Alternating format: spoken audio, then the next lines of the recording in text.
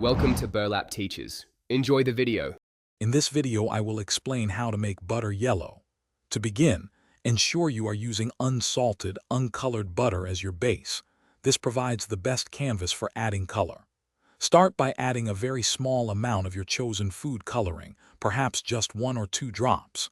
Mix the butter thoroughly and consistently until the color is evenly distributed throughout.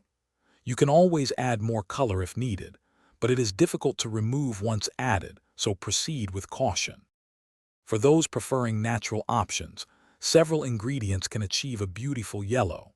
Turmeric powder is a popular choice, giving butter a bright, sunny yellow.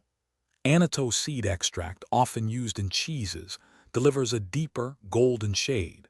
You can also try a small amount of fresh carrot juice for a more subtle, natural yellow tint.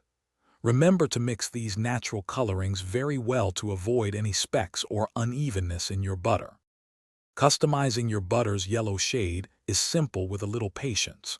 You can combine different natural colorings, like a touch of turmeric with annatto, to create unique golden tones.